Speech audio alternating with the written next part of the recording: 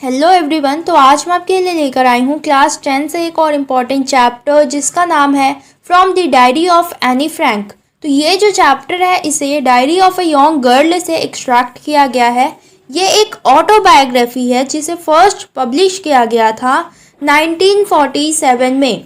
एनालिस Mary एने Frank का जन्म 12 जून 1929 को हुआ था और वो एक जर्मन जीविश लड़की थी जिसने लिखना तब शुरू किया था जब वो और उसकी फैमिली और 4 दोस्त एम्स्टर्डम में छुपकर रह रहे थे सेकेंड वर्ल्ड वॉर के दौरान। उसकी फैमिली जो है वो एम्स्टर्डम में चली जाती है जब नाजीस ने अपना पावर जर्मनी में बिठा लिया, लेकिन वो लोग पकड़े जाते हैं जब नाजीस अपना ऑक्यूपेशन नीदरलैंड तक एक्सटेंड करते हैं।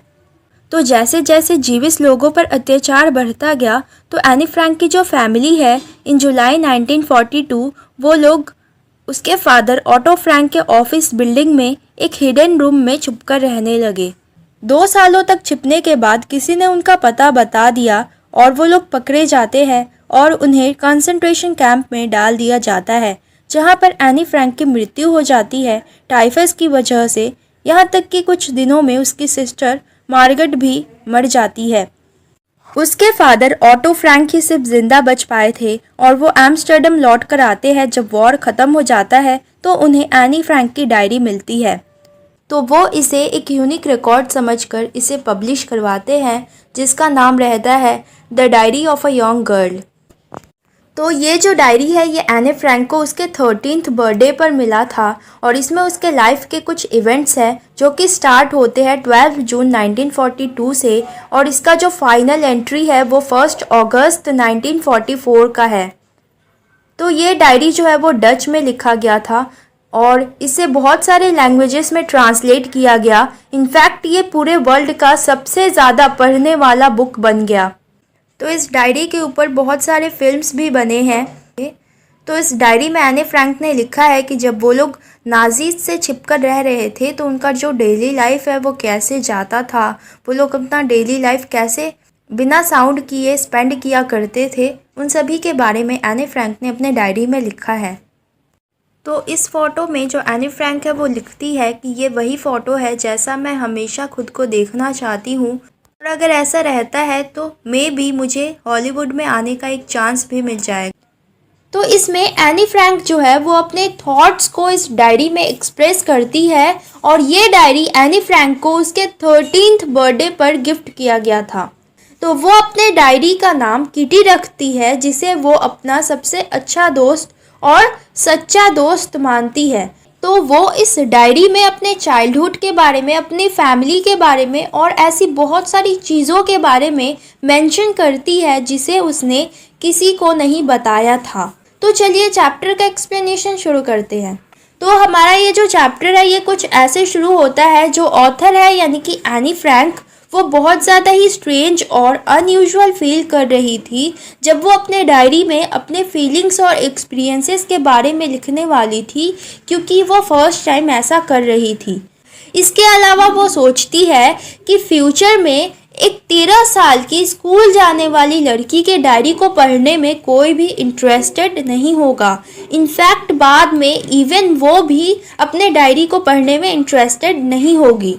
लेकिन फिर वो अपने सारे थॉट्स को साइड में रखती है और वो डिसाइड करती है कि वो लिखेगी, क्योंकि वो लिखना चाहती थी। वो लिखना इसलिए चाहती थी क्योंकि उसके माइंड में ऐसे बहुत सारे थॉट्स थे जिनको वो लिखकर अपने माइंड से हटाना चाहती थी। ऐसा कहा जाता है कि किसी के थॉट्स को लिखने से वो एक थेरेपी की तरह एक्ट करता है। तो फाइनली जो एनी फ्रैंक है वो लिखने का फैसला ले लेती है। फिर जो एनी फ्रैंक है वो फील करती है कि लोगों से ज़्यादा पेपर में ज़्यादा कैपेसिटी होती है थॉट्स को एब्जॉर्व करने का। जो पीपल होते हैं, जो लोग होते हैं, उनमें लो पेशेंस लेवल होता है, लेकिन एक पीस ऑफ पेपर जो कि एक नॉन लिविंग थिंग है वो उसके थॉट्स को एब्जॉर्व करने के लिए मना नहीं करेगा। तो ये रियलाइजेशन उसे उस दिन आया जिस दिन वो बहुत ज़्यादा ही सैड और कंफ्यूज्ड थी रोज़ के मुकाबले, और वो उस दिन डिसाइड नहीं कर पा रही थी कि वो बाहर जाए या घर पर ही रहे। तो फिर वो फाइनली घर पर ही रह जाती है और वो उदास सी होकर बैठ जाती है और वो सोचने लगती है। तो वो सोचती है कि पेपर में बहुत ज़्यादा पेशेंस होता है और वो डिसाइड करती है कि उसके माइंड में जो कुछ भी है वो उस पेपर में लिख देगी और वो उसे किसी को पढ़ने नहीं देगी जब तक कि उसे कोई एक सच्चा फ्रेंड, एक रियल फ्रेंड नहीं मिल जाता। रियल फ्रेंड कहने से उसका मतलब है कि एक ऐसा फ्रेंड जिसके साथ वो अपने सारे सीक्रेट्स शेयर कर सके। फिर जो ऑथर है वो उस पॉइंट पर आती है और हमें बताती है कि वो लिखना क्यों चाहती थी। वो लिखना इसलिए चाहती थी क्योंकि वो बहुत ज़्यादा ही लोनली थी, वो बहुत ज़्यादा ही अकेली थी और उसके पास कोई फ्रेंड नहीं था जिसके साथ वो बातें कर सके। फिर वो हमें एक्सप्लेन करती है कि उसे एक फ्रेंड की ज़रूरत क्यों है।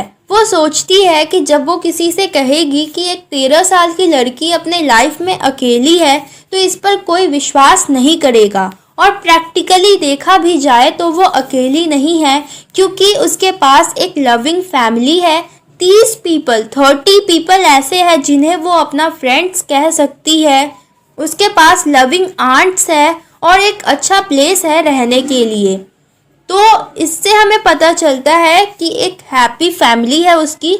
बट एक चीज़ है जिसकी उसके लाइफ में कमी है और वो है एक सच्चे फ्रेंड की जिसके साथ वो अपना सब कुछ शेयर कर सके।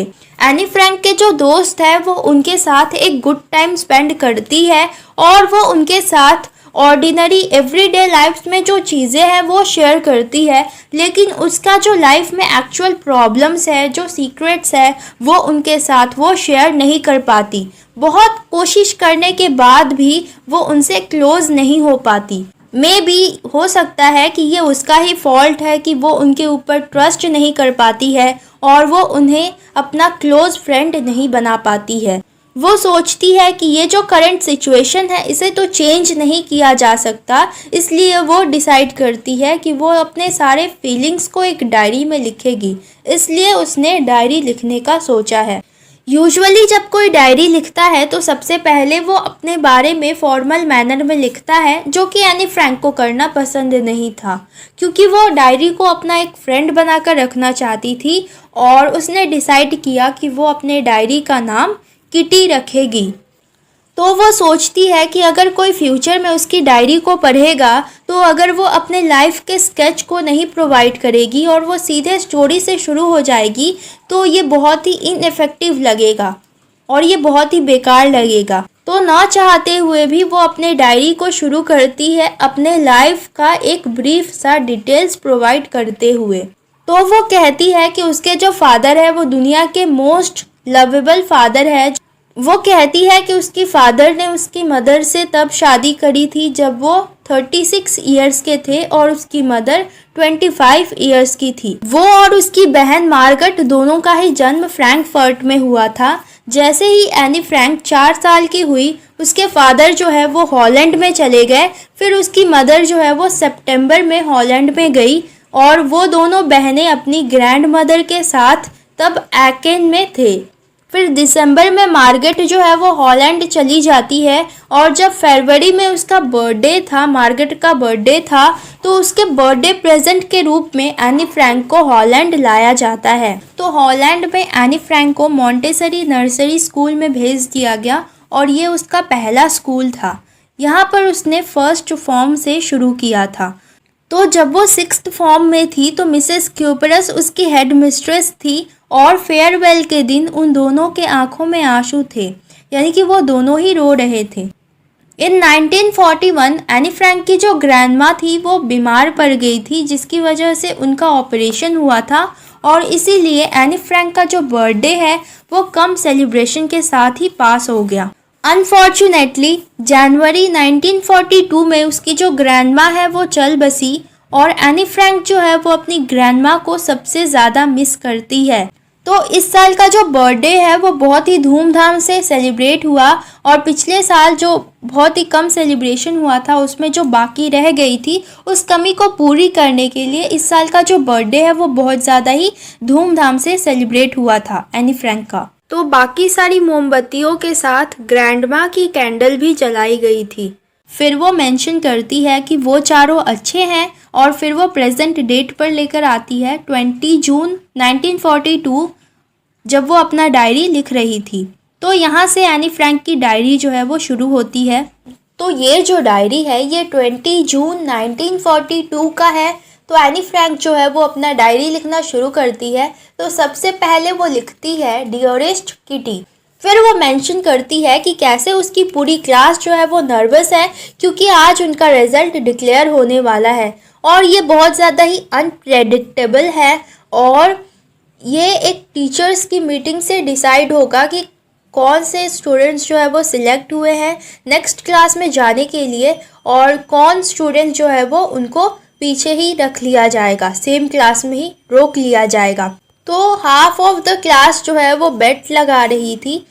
तो बहुत सारे स्टूडेंट्स जो थे वो बेट लगा रहे थे और एनी फ्रैंक और उसकी फ्रेंड जीएन वो दोनों दो सिली बॉयज़ के ऊपर हंस रही थी। सीएन और जैक्विस दो बॉयज़ थे जिन्होंने अपनी सारी हॉलीडेज़ की सेविंग्स जो है वो बेट में लगा दी थी और वो दोनों एक दूसरे से कहे जा रहे थे। एक कह रहा था कि I am not going to pass, मैं पास नहीं होने वाला हूँ, तो दूसरा उसे कंसोल करते हुए कहता है कि हाँ तुम पास हो जाओगे।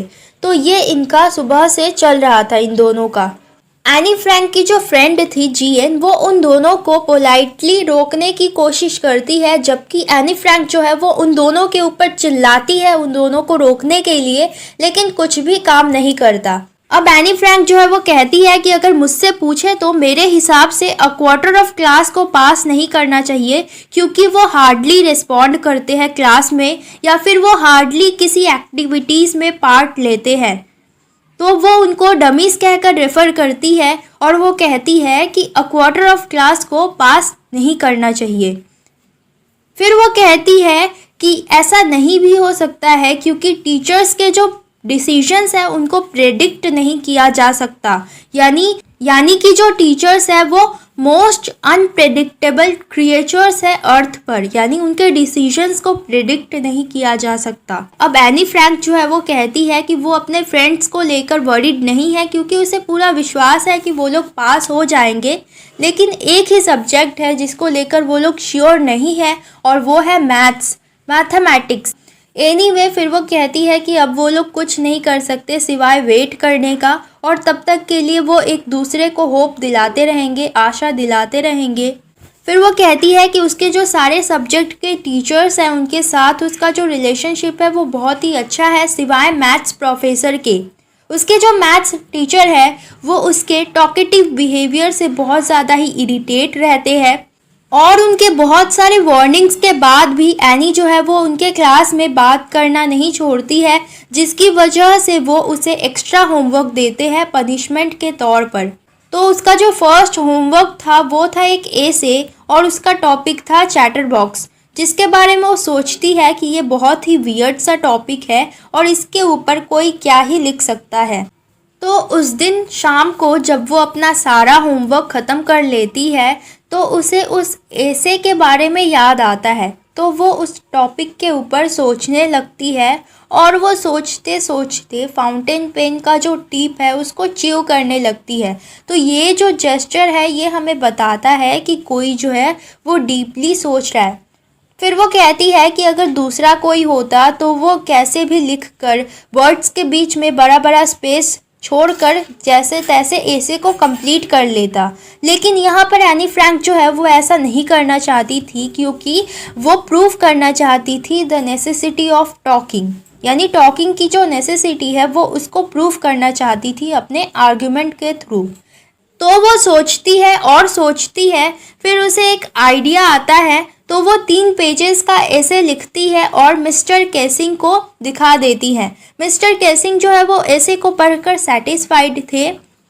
तो उस एसे में उसने लिखा होता है कि बात करना एक स्टूडेंट का ट्रेट होता है, एक कैरेक्टर होता है और वो इसे कंट्रोल में रखने की पूरी कोशिश करेगी, लेकिन ये जो बात करने का उसका जो हैबिट है ये उसे क्योर नहीं कर सकती क्योंकि ये हैबिट उसे अपनी मदर से मिला है, क्योंकि ये जो कैरेक्टर है उसने अपनी मदर से इनहेरिट किया है। तो मिस्टर केसिंग जो है वो उसके आर्ग्यूमेंट्स को पढ़कर बहुत ज़्यादा ही हंसते हैं और वो उसे कुछ नहीं बोलते हैं। लेकिन जब वो देखते हैं कि नेक्स्ट लेसन में वो बहुत ज़्यादा ही बात कर रही थी, तो वो उसे एक और असाइनमेंट लिखने को दे देते हैं पनिशमेंट के तौर पर।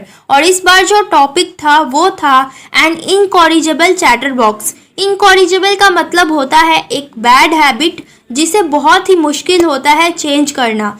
तो उन्होंने उसे इस टॉपिक पर लिखने के लिए इसलिए दिया था क्योंकि वो बहुत ज़्यादा ही परेशान हो चुके थे उसके नॉन स्टॉप बातों को सुनकर जो वो उनके लेसन्स के दौरान करा करती थी।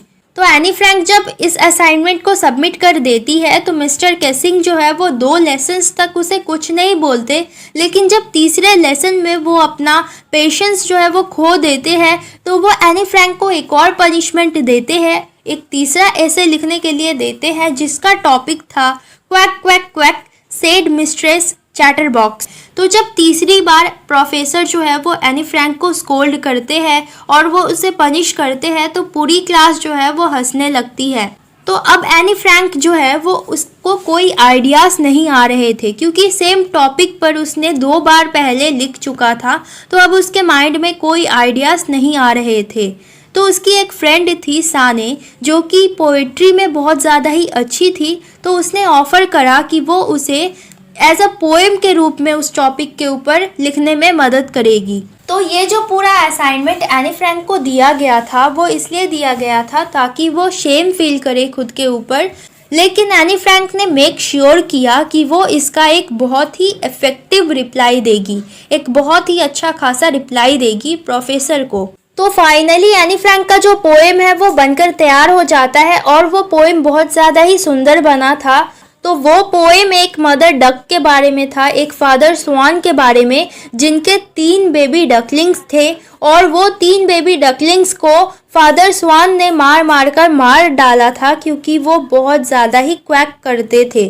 तो लकीली मिस्टर केसिंग जो है वो इस जोक को सही तरीके से लेते हैं, वो पूरी क्लास को ये पोएम पढ़कर सुनाते हैं, अपने खुद के कमेंट्स इस पोएम में ऐड करके सुनाते हैं और यहाँ तक कि वो बहुत सारे दूसरे क्लासेस को भी ये पोएम पढ़कर सुनाते हैं। तो तब से मिस्टर केसिंग ने एनी फ्रैंक को अपने क्लास में बात करने के लिए अलाउ कर दिया है और अब उसे वो एक्स्ट्रा होमवर्क भी नहीं देते हैं। इसके ऑपोजिट मिस्टर केसिंग जो है वो आजकल क्लासेस में जोक्स क्रैक करते हैं, यानी कि वो क्लास के सामने जोक्स सुनाते हैं। तो ऐसे जो डायरी है वो ख़त्म हो जाती है और लास्ट में लिखा रहता है योर्स एनी।